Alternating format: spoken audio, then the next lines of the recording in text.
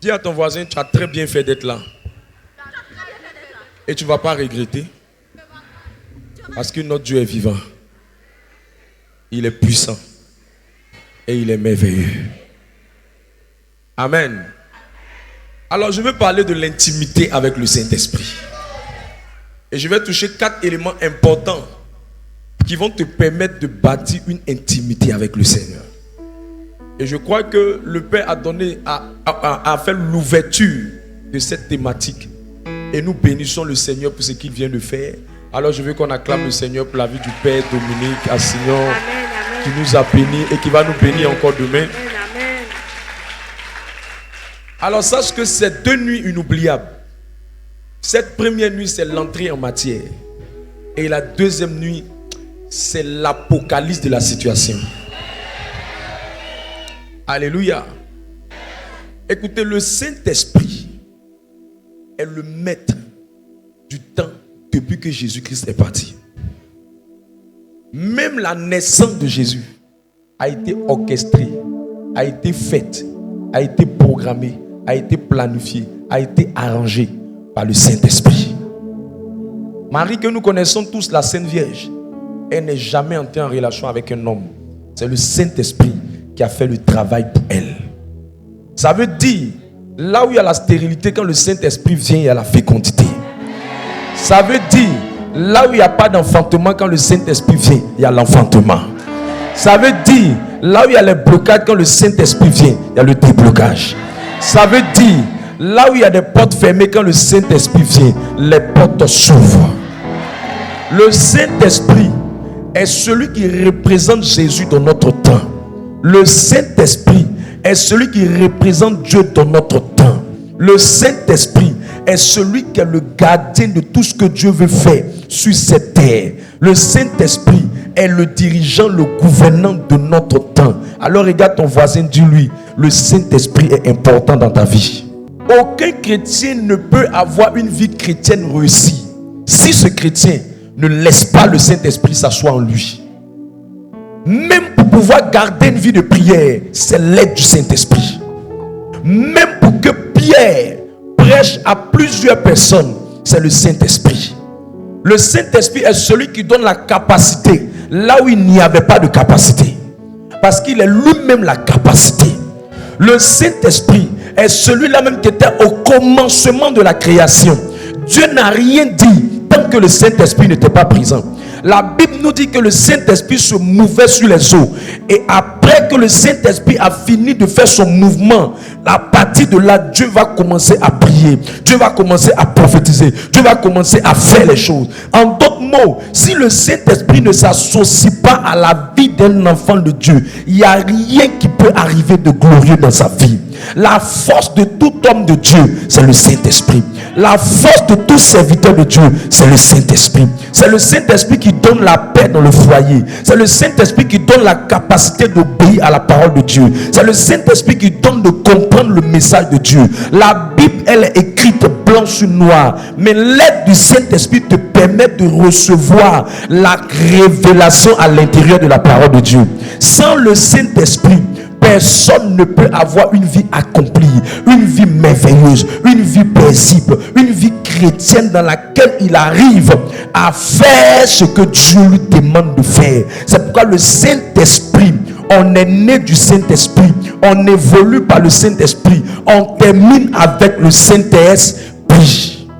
Alors dis à ton voisin, tu as besoin du Saint-Esprit. Lui qui amène la puissance, c'est le Saint-Esprit. Lui qui est l'incubateur de l'onction, c'est le Saint-Esprit. Lui qui enfante l'onction, c'est le Saint-Esprit. Un chrétien qui n'a pas le Saint-Esprit ressemble simplement à une barrique qui est vide. Un chrétien qui n'a pas le Saint-Esprit ressemble à un ballon qui fait du bruit mais qui va aller nulle part. Et je prie que le Saint-Esprit s'associe à chaque pas de ta vie chrétienne. L'amen de ton voisin est en train de me dire que c'est ceux qui sont ici qui parlent. Là où les gens disent amen, c'est là-bas que je me tiens pour prêcher. Au nom de eux. Mais écoutez-moi bien, Peu importe combien de fois le Saint-Esprit peut faire les choses. Il y a 4 choses qui vont te permettre d'avoir une profonde relation avec lui. Et pourquoi est-ce que nous cherchons à avoir une intimité, une relation avec lui? Pourquoi est-ce que c'est très important pour nous d'avoir une relation avec lui? Parce que le Saint-Esprit est une personne. Le Saint-Esprit a une voix. Le Saint-Esprit a des oreilles. Le Saint-Esprit a des sentiments. Le Saint-Esprit a quelque chose à l'intérieur de lui. Et tu ne peux pas recevoir de lui sans au préalable avoir une communion avec lui. Et c'est l'une des définitions du mot communion qui signifie intimité. L'une autre définition du mot intimité, ça signifie relation profonde. Une autre définition du mot intimité, ça signifie alliance. Une autre définition du mot intimité, ça signifie lien, liaison. Une autre définition du mot intimité, ça signifie relation personnelle. Une autre définition de l'intimité, ça signifie des accès particuliers. Et je prie que Dieu, pendant que je vais prêcher, donne à quelqu'un ici de bâtir une intimité avec le Saint-Esprit. Ce que vous devez savoir de très profond, le Saint-Esprit est le représentant de Dieu. Et vous ne pourrez jamais devenir des gens forts, des gens puissants, des gens qui avaient une vie chrétienne solide sans l'aide de l'Esprit de Dieu. C'est lui qui nous aide, c'est lui qui nous porte, c'est lui qui nous conduit. Là même où je me tiens, je ne suis fort en rien. Ma capacité vient de l'Esprit de Dieu. Où je suis là, rien de bon ne peut sortir de moi. Mais le Saint-Esprit avec moi peut produire des choses extraordinaires et extraordinaires dans ta vie. Dieu aime tellement les hommes qu'il veut rentrer en relation avec les hommes.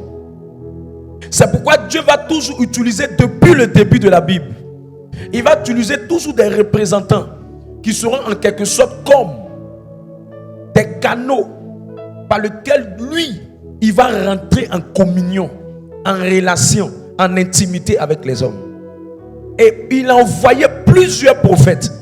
Et 80% des prophètes, des serviteurs de Dieu que Dieu a emmenés, en commençant de la Genèse jusqu'en allant vers la fin de l'Ancien Testament, eux tous ont échoué. Eux tous n'ont pas pu accomplir la mission. Alors que Dieu aime ses enfants, aime sa créature, aime ses enfants, aime son peuple. Alors Dieu va venir au travers de la personne de Jésus-Christ. Et c'est pour ça que nous sommes en train de célébrer la nativité. Le but de la nativité, la raison fondamentale, c'est Dieu qui veut venir avoir une relation personnelle avec ses enfants, sans intermédiaire. C'est pourquoi, quand Jésus va mourir, le voile du temple va se déchirer de là haut vers le bas, comme le signe de ce que Dieu veut communier avec les hommes. Dieu n'a jamais voulu être loin des hommes. Dieu n'a jamais voulu être loin de ses créatures. Dieu a toujours voulu avoir une communion, une relation avec ses créatures. Et dans l'Ancien Testament, c'était les prophètes, c'était les envoyés qui étaient les représentants de Dieu pour s'adresser au peuple. Et Dieu a vu que c'était compliqué parce que eux-mêmes, ils avaient des latences, ils avaient des difficultés, ils avaient des erreurs, ils avaient des faiblesses. Ils n'arrivaient pas à faire ce qu'il fallait faire. Et quand Dieu est venu avec Jésus, et Jésus maintenant va commencer à faire ce qu'il doit faire sur la terre. Et quand il va faire ce qu'il doit faire sur la terre, la dernière mission qu'il devait accomplir, c'était de rapprocher la créature du Créateur. C'est pourquoi quand Jésus devait partir, Jésus a dit: je ne vous laisserai pas, je ne vous abandonnerai pas, mais je vais vous laisser quelqu'un, celui qui fait de moi Jésus, celui qui me permettait de guérir, de restaurer, de libérer. Avant, quand vous avez besoin de moi, vous êtes obligé de partir là où je suis. Si je suis à Jérusalem, vous êtes obligé de courir pour aller à Jérusalem. Si je suis en Israël, vous êtes obligé d'aller jusqu'en Israël.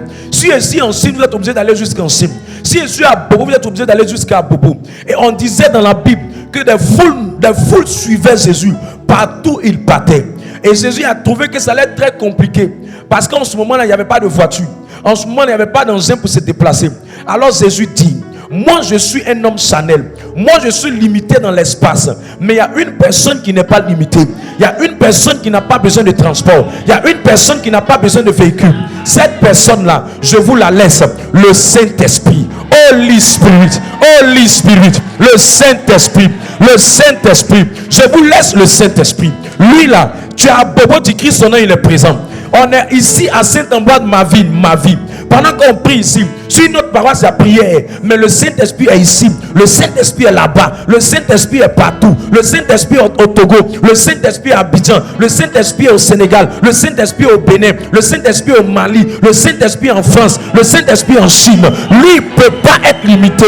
Il n'a pas besoin de baka. Il n'a pas besoin d'avion. Il n'a pas besoin de transport. Il n'a pas besoin de déplacement. Alors, s'il n'a pas besoin de se déplacer, je vais dire à quelqu'un, même si ton problème a beaucoup de pieds, le Saint-Esprit n'a pas de pieds, et le Saint-Esprit va attraper ton problème là. Le Saint-Esprit va attraper ton problème là. Celui qui dit amen, le Saint-Esprit attrape son problème. Celui qui dit amen, que son voisin, le Saint-Esprit attrape son problème. Mes amis, l'une des premières choses qui permet de développer une communion avec le Saint-Esprit, c'est de se rapprocher de Dieu. Il n'y a personne qui veut avoir une communion avec le Saint-Esprit sans se rapprocher de Dieu. C'est pourquoi la Bible dit en Jacques 4, le verset 8, approchez-vous de moi et je me rapprocherai de vous. Dieu est déjà prêt à s'approcher, mais l'effort que tu fais en allant vers lui est le signe que tu réponds à l'amour qu'il a pour toi. Parce que l'amour de Dieu est déjà manifesté. Mais c'est notre réponse à l'amour qui nous amène à aller vers Dieu. Il y a beaucoup de gens qui disent que Dieu doit venir vers eux. Je t'informe que Dieu ne viendra plus vers toi de façon exceptionnelle. Parce qu'il est déjà venu en la personne de Jésus. Le seul fait de voir Jésus dans la crèche, c'est le signe que Dieu s'est rapproché de toi. Il a quitté le ciel pour venir vers toi. C'est que toi tu dois chercher maintenant à faire, c'est de tout faire pour que dans ta vie personnelle tu développes une sagesse, une intimité, un rapprochement en allant vers le Père, en allant vers Dieu, en développant une relation avec Dieu, en faisant le pas pour aller vers lui, parce que lui t'a déjà prouvé qu'il t'aime. Alors je prie que quelqu'un ici ait une relation profonde avec le Dieu vivant. C'est pourquoi quand quelqu'un voit un avion dans l'air, il trouve que l'avion est petit. Mais quand il se rapproche de l'avion, il trouve que l'avion est grand et l'avion est large. C'est pareil avec Dieu. Plus tu vas te rapprocher de Dieu, plus tu vas te rapprocher de Dieu, tu vas le connaître. Et plus tu vas le connaître, ta foi va grandir.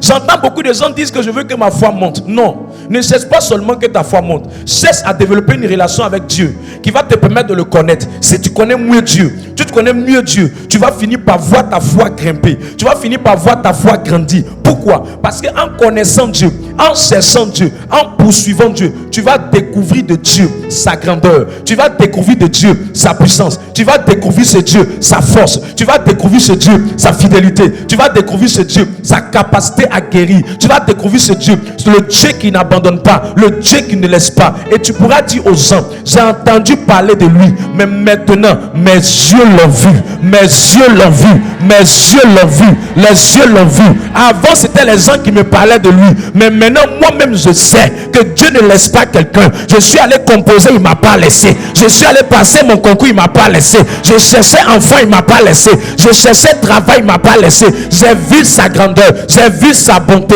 j'ai vu sa fidélité. Pourquoi? Parce que en cherchant à te rapprocher de Dieu, Dieu te révèle sa facette, Dieu te révèle ce qu'il est, Dieu te révèle ce qu'il a, Dieu te révèle ce qu'il peut faire. La plupart des personnes qui n'arrivent pas à développer une relation avec Dieu en s'approchant de lui, ces personnes-là ne voient pas la grandeur de Dieu, ne voient pas la puissance de Dieu, ne voient pas la main de Dieu, et ils ont l'impression que Dieu est loin, que Dieu est lent, que Dieu peut rien, que Dieu ne peut pas résoudre leurs problèmes, parce qu'ils voient Dieu de façon lointaine, parce qu'ils voient Dieu éloigné d'eux. Mais en se rapprochant, en gardant une relation avec lui, tu vas finir par découvrir celui qu'il est. Je prie pour quelqu'un cette nuit, que Dieu te donne de le voir et de le connaître. Comment tu te rapproches de Dieu? La meilleure manière de se rapprocher de Dieu, c'est de sortir des prières micro-ondes, des prières popcorn, des prières vigiles, des prières œufs grillés, des prières rapides. C'est de cesser à passer du temps avec Dieu. Tu ne peux pas connaître quelqu'un sans passer du temps avec la personne. Ok, la voix, quand quelqu'un, tu passes beaucoup de temps avec lui, quand il t'appelle au téléphone, tu ne demandes pas son nom. Parce que tu sais tu as affaire à qui. Parce que tu sais c'est de qui il s'agit. En passant beaucoup de temps avec Dieu, tu vas finir par entendre sa voix. Tu vas finir par connaître comment il fonctionne. Et tu ne vas pas te tromper. Et tu ne vas pas te mélanger. Et tu ne seras pas confus. Problème de beaucoup de gens, c'est qu'ils ne sont pas prêts à sacrifier leur temps pour passer plus de temps avec le Seigneur. En passant plus de temps dans la prière, en passant plus de temps dans les temps de prière. Ils ne veulent pas sacrifier ça. Écoute, vous ne pouvez pas dire que vous aimez Dieu et vous n'êtes pas prêt à passer plus de temps avec lui. Toutefois qu'on aime quelqu'un, on trouve du temps pour la personne. Le problème, ce n'est pas que tu n'as pas le temps. Le problème, c'est que tu ne trouves pas Dieu important. Parce qu'on a le temps pour tout ce qu'on trouve important. On a le temps pour tout ce qu'on trouve bon. On a le temps pour tout ce qu'on trouve utile. C'est pourquoi même la personne la plus occupée va aux toilettes. C'est pour ça même la personne la plus chargée va au WC. C'est pourquoi même la personne qui est toujours occupée par ses tâches, elle trouve du temps pour se laver. Elle trouve du temps pour se soulager. Ça veut dire on a le temps pour ce qu'on trouve important. Alors tu peux trouver le temps pour la personne qui est plus importante. L'Éternel, les amis, le Dieu vivant, par la personne du Saint-Esprit. Sacrifie tes temps sur les réseaux sociaux. Sacrifie tes temps dans les plaisirs. Sacrifie tes temps de shopping. Et assieds-toi devant le Saint-Esprit. Et parle avec lui. Ça va te permettre d'établir une relation avec lui. Donne-moi un amen, je touche à la deuxième chose. La deuxième manière d'avoir une intimité avec le Seigneur, l'une des choses que beaucoup n'acceptent pas, c'est qu'en marchant avec le Saint-Esprit, en marchant à l'école du Saint-Esprit, le Saint-Esprit va te faire connaître ce qu'on appelle une expérience personnelle. Pour que tu aies une expérience personnelle avec lui, pour que sa formation avec toi soit bien, le Saint-Esprit va laisser un moment de ta vie où tu vas faiblir, où tu vas tomber, où tu vas rétrograder. Il n'y a pas de chrétien debout qui n'est pas tombé hier. Il n'y a pas de chrétien qui avance qui n'a pas rétréci hier. À un moment, tu vas avoir l'impression que ta marche avec le Seigneur est bizarre. C'est dans cette partie-là que les gens rétrogradent. Et ils se disent, ils commencent à se culpabiliser. Et le diable les maintient dans la culpabilité. Il dit, mais toi là, tu t'es zélé hier. C'est pas toi qui allais au Saint-Sacrement. C'est pas toi qui partais prier. Voilà, c'est que tu es tombé dans ça. Voilà, ça t'a eu. C'est bien pour toi. Vous n'avez pas dit votre affaire de Dieu, vous êtes dedans. On va voir où tu vas partir avec ça. Et tu commences à être triste. Tu commences à t'en vouloir. Tu dis, pourquoi je suis comme ça? Pourquoi je fais comme ça? C'est quel type de chrétien je suis? C'est quel type de personne je suis? C'est quel comportement que j'ai eu là? Qu'est-ce qui m'a pris pour que je tombe dedans? Et quand tu tombes, l'une des choses que tu dois savoir, c'est de ne jamais rester couché. C'est de te relever quand tu tombes. C'est de te relever quand tu tombes. Parce que c'est dans ta faiblesse que se trouve la force de l'Esprit de Dieu. Le Saint-Esprit te fait passer par cette période pour que tu comprennes que ce n'est pas ta force qui te permet de tenir. Pour que tu comprennes que c'est lui son aide dans ta vie qui te permet de tenir. Pour que dans les moments où tu tombes, dans les moments où tu faiblis, dans les moments où tu t'assoupis, dans les moments où tu commences à tomber dans le péché, dans les débats, dans les choses charnelles, tu commences à comprendre qu'à un moment de ta vie, il y a des leçons que tu dois tirer. Parce que tu ne peux pas développer une intimité avec le Saint-Esprit sans avoir une expérience avec lui. C'est dans cette expérience-là que tu pourras dire, ah, je comprends ce qui a fait que j'ai commencé à un moment donné.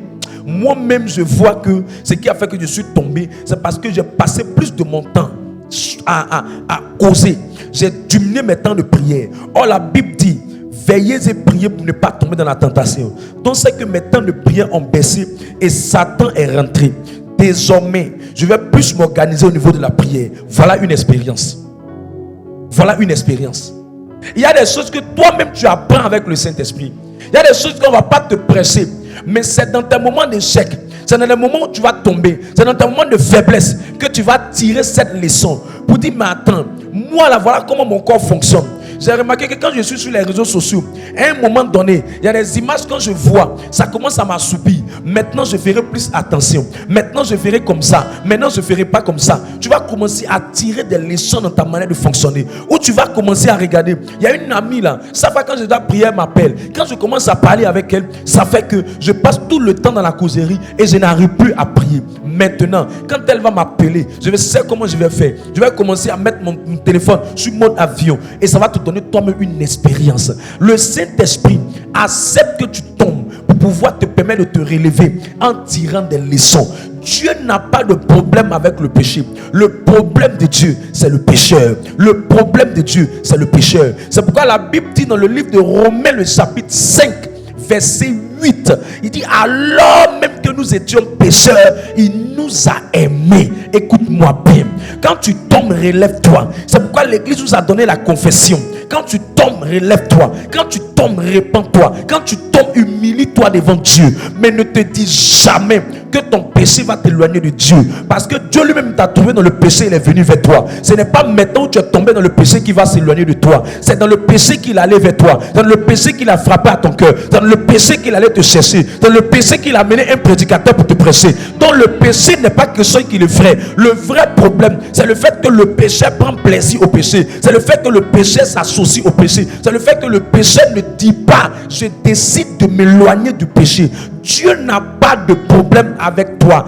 Dieu a un problème avec les actions que tu poses. C'est pour ça que quand tu tombes, relève-toi. Sinon, si tu ne te relèves pas, au départ c'était une erreur, au départ c'était une faiblesse, au départ c'était rétrograde. Mais à un moment donné, ce qui va arriver, c'est que ça va ouvrir la porte à Satan. Et Satan va te maintenir dans la culpabilité, dans la tristesse, dans le remords. Et tu vas dire: je n'ai plus la force pour aller à l'église. Quand je vais à l'église, j'ai l'impression que tout le monde sait que j'ai péché. Alors que ton voisin lui-même, là, hier, ce qu'il a fait est plus grave que ce que toi tu as fait. Mais toi, tu regardes les gens, tu commences à vivre par rapport aux gens. Écoute-moi bien. Si tu veux développer une relation avec le Saint-Esprit, dans les moments où tu tombes, relève-toi, relève-toi, relève-toi. Je veux dire à quelqu'un: Dieu te demande de te relever. Dieu te demande de te relever. Dieu te demande de te relever. Hier, tu priais beaucoup. Depuis un moment, parce que tu es tombé, tu n'arrives plus à prier et tu es découragé. Prends une décision et relève-toi. Prends une décision et avance avec Jésus. Quelqu'un dit amen et je parle. La troisième chose, si tu veux développer une intimité avec le Saint-Esprit, évite de voir Dieu comme un pompier. Évite de voir Dieu comme un objet. Évite de voir Dieu comme un objet, un pompier, un plombier, un objet. Évite de le voir. Évite de te servir de Dieu. Parce que Dieu qui est là, il n'est pas méchant. Mais ne veut pas que tu l'appelles chaque fois quand tu as besoin de lui. Mais quand ça va, tu l'abandonnes. Et après encore, tu reviens quand ça ne va plus. Et tu vas encore. Tu t'en vas te promener. Quand le problème vient encore, tu retournes. Après encore, tu te relèves. Tu t'en vas te promener. Quand c'est difficile encore, tu retournes. Dieu ne veut pas qu'il soit ton pompier. Dieu ne veut pas que tu le prennes comme un objet. Dieu ne veut pas que tu le prennes comme un fétiche. Dieu ne veut pas que tu te sers de lui. Dieu veut que tu aies un cœur à cœur avec lui. Dieu veut ton cœur. Dieu veut une relation. Dieu ne veut pas une relation seulement intéressée. Dieu ne veut pas que tu t'intéresses seulement à sa main. Dieu ne veut pas que tu le cherches quand tout va bien, quand tout va mal. Mais quand tout va mal, tu le poursuis. Mais quand tout va bien, tu t'éloignes de lui. Dieu ne veut pas ça. Ça blesse ta communion avec lui. Ça blesse ton intimité avec lui. Ça empêche le Seigneur de réaliser ce qu'il veut réaliser. Ça empêche le Seigneur de faire de toi son intime, de faire de toi son ami, de faire de toi son associé. Dieu ne veut pas ça. Dieu veut une communion. C'est pourquoi quand tu abuses de ta relation avec Dieu et que quand ça chauffe, tu vas vers lui, il te répond par miséricorde. Ça chauffe, tu vas vers lui, il te répond par miséricorde. Quand ça va bien, tu te refroidis. Tu n'as plus le temps pour prier. Tu n'as plus le temps pour suivre Dieu. Et plusieurs chrétiens ont abandonné la main du Seigneur quand tout allait bien. Elle est rentrée dans le foyer, elle a abandonné Dieu. Quand ça n'allait pas, elle criait Jésus, elle criait Dieu, elle criait Saint-Esprit. Mais qu'à un moment donné, les choses ont commencé à s'arranger. La même personne Dis, je n'ai pas le temps. Je suis occupé. Mon mari me prend le temps. Ma maison me prend le temps. Mes enfants me prennent le temps. Mon ceci me prend le temps. Et à un moment donné, elle a commencé à s'attacher au matériel. Elle a commencé à s'attacher à ce qu'elle a reçu comme bénédiction. Et elle a commencé à laisser l'auteur de la bénédiction. Et elle a tué sa communion avec Dieu. Si tu veux développer une communion avec le Seigneur, dans les moments de haut, marche avec Dieu. Dans les moments de bas, marche avec Dieu. Dans les moments difficiles, marche avec Dieu. Dans les moments de bonheur, marche avec Dieu. Dans les moments où ça chauffe, attrape Dieu. Dans les moments où ça ne chauffe pas, attrape encore Dieu. Ne dis jamais que c'est lorsque ça ne va pas que je vais vers Dieu. Dieu n'est pas ton sac à main que tu utilises seulement pour sortir et quand tu as fini, tu déposes à la maison. Dieu n'est pas le plombier de ta maison pour que quand tu as des problèmes de robinet, des problèmes de douche, des problèmes de ceci, tu l'appelles pour venir réparer. Dieu ne veut pas être comme ça dans ta vie. Sinon, à un moment donné, tu vas crier à lui, il ne répondra plus. Parce qu'il va dire, toi là, c'est quand ça chauffe que tu cries. Mais quand ça va aller, tu vas m'oublier. Dieu veut des amis. Dieu veut des intimes. Dieu veut une relation. Dieu veut une réciprocité. Dieu veut une relation d'amour. Une relation qui est vraie. Un ami, on l'aime en tout temps. Il dit en Jean 15, verset 15, je ne vous appelle plus serviteur. D'autres versions disent, je ne vous appelle plus esclave, mais je vous appelle mes amis. Dieu veut des amis. Qui sont les amis de Dieu? C'est ceux qui sont avec Dieu dans les moments de haut, dans les moments de bas. Qui sont les amis de Dieu? C'est ceux-là qui associent Dieu au début, qui associent Dieu au milieu, qui associent Dieu à la fin. Dieu ne veut pas que tu l'invites. Dieu veut être le commencement. Dieu ne veut pas une relation qui est liée uniquement à la prière, à la messe. Dieu veut une relation qui, en dehors de l'église, en dehors de la prière, en dehors de la messe, toi et lui, vous êtes ensemble. Parce qu'il y a des personnes, quand ils sortent de la messe, leur Dieu est dans la messe. En dehors de la messe, ils n'associent pas Dieu dans leurs affaires. Ils n'associent pas Dieu dans leurs projets. Ils n'associent pas Dieu dans tout ce qu'ils font. Ils voient Dieu comme un plombier. C'est quand ça ne va pas aller qu'ils vont l'appeler. Mais ils ont laissé Dieu à la messe. Ils ont laissé Dieu au programme de prière. Mais ils n'ont pas une communion avec Dieu. Dieu ne veut pas ça. Ce qu'il veut, c'est qu'en dehors de la messe, toi et lui parlez. Seigneur, voici mon travail. Voici mes finances. Voici mes affaires. Il veut être dans ton quotidien. Il veut être tous les jours avec toi. Il veut que tu l'impliques dans tout ce que tu fais. Il veut que tu l'associes à tout ce que tu fais. Il veut être l'essentiel de ta vie. Il veut être la priorité de ta vie. C'est ainsi que votre relation deviendra intime, deviendra vraie. Dieu ne veut pas que tu cherches seulement sa main. Dieu veut que tu cherches son cœur. Une femme qui ne cherche que la poche d'un homme, elle aura simplement l'argent, même pas le bonheur dans le foyer. Un homme qui ne cherche que la forme d'une femme, il aura seulement sa forme, mais n'aura pas le cœur de cette femme. Parce que tout ce qu'on cherche de matériel, ça va périr. Mais tout ce qu'on cherche qui est essentiel, ce qui est essentiel, c'est ce qui ne périt pas, c'est ce qui ne part pas, c'est ce qui ne disparaît pas. La relation avec le Dieu vivant, le Dieu puissant, le Dieu merveilleux. Jésus te veut, il t'aime, il veut que tu l'appelles, il veut que tu l'invites. Quand tu sors de la messe, souvent même la meilleure manière de développer une communion avec Dieu, c'est que quand la messe est finie,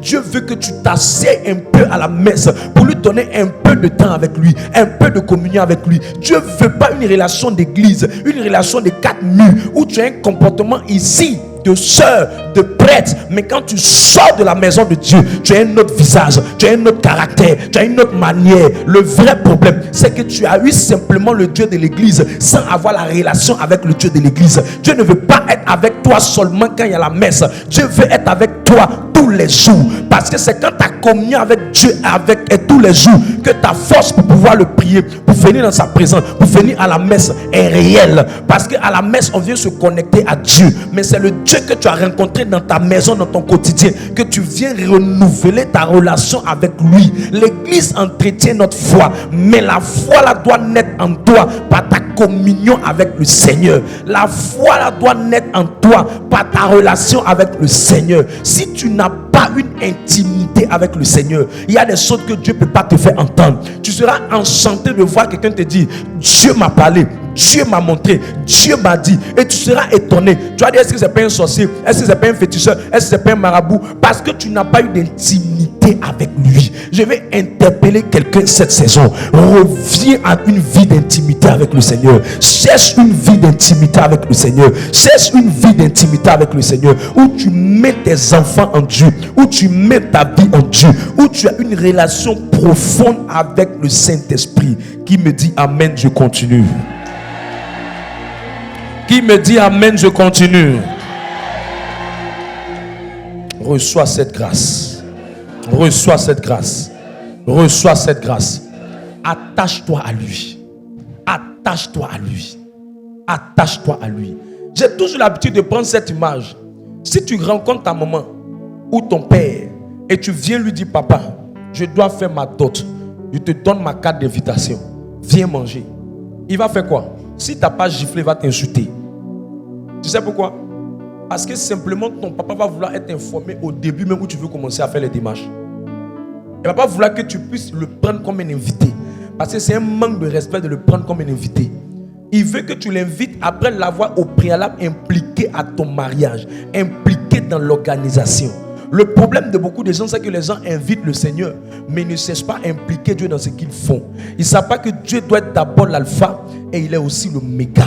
S'il n'est pas l'alpha de tout, il peut perdre le méga du tout. Beaucoup de personnes ne mettent pas Dieu dans ce qu'ils font. Tu sais pourquoi ça chauffe dans ton foyer? Parce qu'au commencement, au début, tu n'as pas mis Dieu.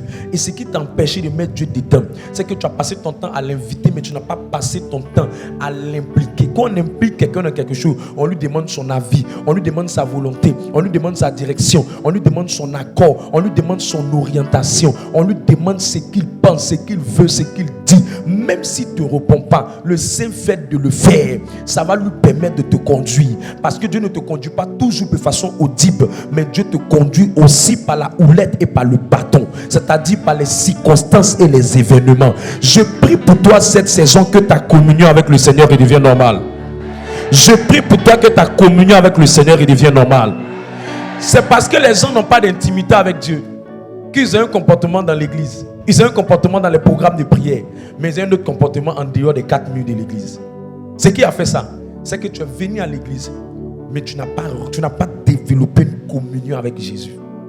Tu es venu à la prière, mais tu n'as pas pris la prière, le Dieu de la prière, pour aller avec ça à la maison. Tu n'as pas grandi dans ta relation. Et ça fait que ces personnes-là ont 2 visages. Et à ton voisin, il faut lui dire quitte dans ça. Il faut lui dire quitte dans ça. Judas, j'ai dit Judas, comment il s'appelle? Oui, Judas, Jean 12, le verset 8. Lis ça. Commence à partir, Jean 12 à partir du verset 1 même. Le gars était toujours avec Jésus, mais ne connaissait pas Jésus. Le gars était toujours avec Jésus, mais n'était pas converti. Je proclame la parole du Seigneur. Jean chapitre 12 à partir du verset 1. 6 jours avant la Pâque, Jésus arriva à Béthanie, où était Lazare qu'il avait ressuscité des morts. Là, on lui fit un souper. Marthe servait et Lazare était un de ceux qui se trouvaient à table avec lui. Marie, ayant pris une livre d'un parfum de nard pur de grand prix, oignit les pieds de Jésus et elle lui essuya les pieds avec ses cheveux. Et la maison fut remplie de l'odeur du parfum. Un de ses disciples, Judas Iscariote, fils de Simon, celui qui devait le livrer, dit: pourquoi n'a-t-on pas vendu ce parfum 300 deniers pour les donner aux pauvres? Continue. Il disait cela. Non qu'il se mit en peine des pauvres. Pas parce qu'il se souciait des pauvres, mais parce qu'il était voleur. Et que tenant la bourse, il prenait ce qu'on y mettait. Est-ce que vous savez que il a passé beaucoup de temps avec Jésus, mais le vol n'était pas quitté en lui? Je connais beaucoup de gens qui passent beaucoup de temps à l'église, mais leur comportement ne change pas. Tu sais pourquoi? C'est parce que toi et le Saint-Esprit, vous n'avez pas d'intimité. Beaucoup de gens veulent changer par eux-mêmes. Non. C'est le Saint-Esprit qui déteint sur toi, qui te fait changer. Donc s'il n'y a pas une intimité entre toi et lui, le changement ne sera pas évident. Et lui, il était avec lui, mais c'était un voleur. J'ai vu des gens longtemps dans les programmes de prière, mais malgré tout ça, ils ont toujours les mêmes amis de fer. J'ai vu des gens brillants, mais étant toujours en train de sortir avec un homme marié. J'ai vu des gens, leur langage, quand tu entends shalom, alléluia, quand les saintes même prennent un sang, elles pleurent. Mais masturbation va la tuer. J'ai vu des gens, le gars il est à l'église du 1er au 31, assis devant le Saint-Sacrement. Mais la même personne, elle ne parle pas avec sa propre maman. Mes amis, Judas était avec Jésus tous les jours, mais il était voleur. Tu peux te cacher des hommes, mais tu ne peux pas te cacher de Dieu. Tu peux tromper les hommes, mais tu ne peux pas tromper Dieu. Je suis venu interpeller quelqu'un. Dieu m'a parlé. Et Dieu m'a dit de dire à quelqu'un, l'heure est arrivée pour que tu puisses réellement avoir une intimité avec lui. Il est fatigué de ton hypocrisie chrétienne. Dieu m'a parlé. Tu veux que je te dise ce qu'il m'a dit? Il m'a dit, il y a beaucoup de gens qui ont pris l'église comme une casquette, mais sans jamais changer le cœur dans l'église. Dieu m'a parlé. Il m'a dit qu'il y a des gens même qui viennent à l'église pour voler. On est dans l'église, mais il y a des gens que l'église n'a pas encore changé. Je suis venu parler à quelqu'un. L'heure est arrivée. On rentre dans une nouvelle année. Il faut laisser les vieux démons ou les démons te laisser. Je suis venu parler à quelqu'un. Ce qui fait que tu parles les concours des années sur des années, ça ne marche pas. C'est parce que le problème, tu as chargé à faire d'église, mais tu n'as pas le Dieu de l'église dans ton cœur. Tu as attrapé le Saint-Sacrement, mais ce n'est pas Jésus dans le Saint-Sacrement qui est vers toi. C'est juste là, c'est juste le camouflage. Mais l'essentiel n'est pas à l'intérieur de toi. Voilà pourquoi tu es là dans les choses des années, mais rien n'a bougé. Judas était avec Jésus. Jésus lui a donné son argent. Ça veut dire il a tellement duré à Jésus que Jésus lui a fait confiance. Mais le gars était mauvais. J'ai dit, il y a des gens même, elle a trapagné à l'église, mais elle est mauvaise dans sa famille. Elle est mauvaise. Il y a des gens qui, à cause d'elle, ils ont du mal à partir à l'église. Regarde, Dieu ne te condamne pas, mais Dieu veut t'interpeller. Dieu veut t'interpeller. Dieu me parle, pendant que je suis en train de parler, Dieu me dit de dire à certaines personnes, le temps est arrivé, que tu changes. Il n'y a pas de meilleure année. Il y a juste une année qui t'a trouvé avec un bon comportement. Ce n'est pas l'année qui change, c'est ton comportement qui change et qui change l'année. Sinon 2005, 2025, 2005, c'est même 5 là. Mais c'est même 12 mois là aussi. Mais c'est comment tu seras et comment tu vas faire qui va influencer ce que tu vas recevoir. Est-ce que tu es avec moi? Si tu es avec moi, lève la main. Si tu es ici que tu m'entends, tu veux avoir une relation avec Dieu, une intimité avec le Seigneur, tu vas abandonner certaines choses. Viens devant, je vais prier pour toi. Parce que ce que Dieu m'a dit là me fait tellement peur. Viens, viens, viens. Tu dois demander sincèrement pardon au Seigneur. Mets la main sur ton cœur. Je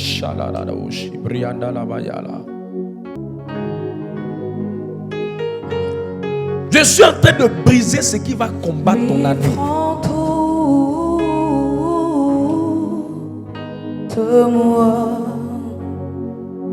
Un temps tu as joué avec ta vie chrétienne, mais maintenant il faut devenir sérieux. Il faut devenir sérieuse.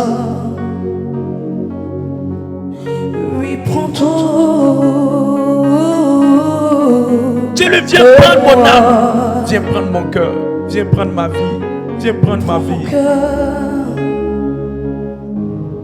Prends ma mentalité.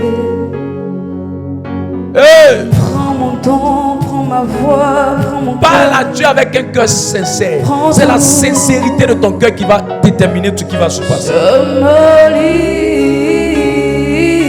livre à toi. La sincérité de ton cœur. La sincérité Je de ton cœur. me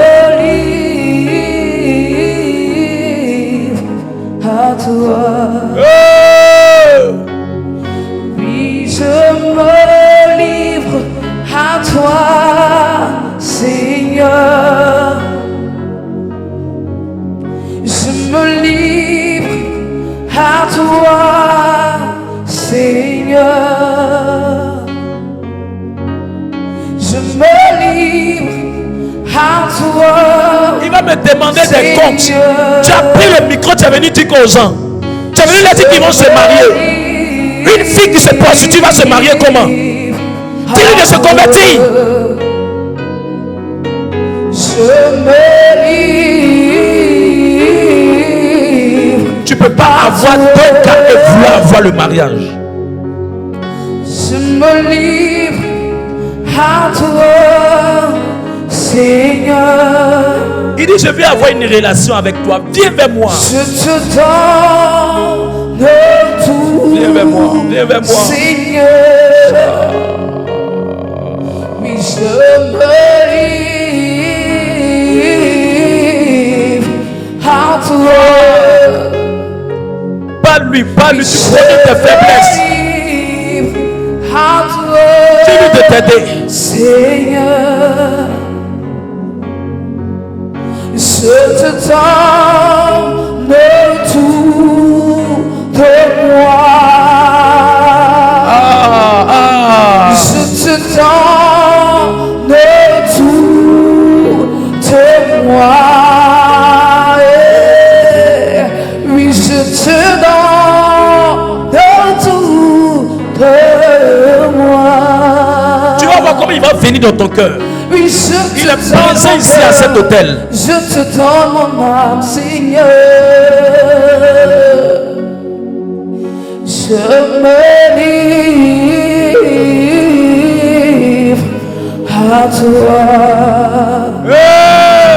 Oui, je me livre à toi, Seigneur. Miséricorde, miséricorde. Je te donne tout de moi. Donne-lui ta vie, donne-lui ta vie, donne ta vie à Jésus. Je donne tout de moi. Prends le chemin de la catéchèse. Cesse avec ton baptême. Si tu es déjà baptisé, renouvelle ta relation avec le Seigneur. Sans rien retenir. Ne retiens rien. Cesse à servir Jésus. Sans rien retenir, Seigneur. Je te donne tout. Oui, sans rien retenir, Seigneur. Rien, rien, rien, rien, rien. Sans rien retenir, Seigneur.